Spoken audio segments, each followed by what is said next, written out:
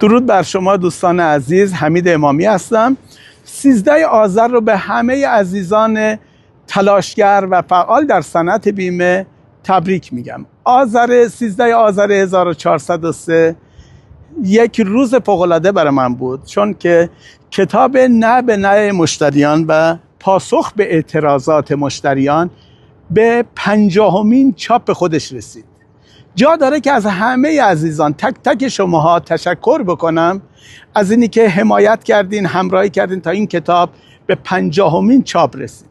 و روزی که این کتاب رو نوشتم با این هدف نوشتم که همه کسایی که دارن بیمه عمر میفروشن این کتاب رو داشته باشن.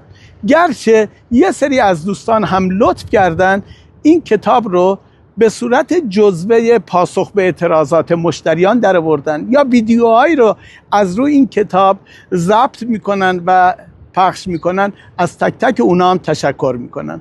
دوستان عزیز، این کتاب کامل همه آنچه که دارن این عزیزان به شما ارائه میدن رو داخلش داره. آب رو از سرچشمه بنوشین، پیشنهاد منه. شاد و پیروز و سربلند باشین.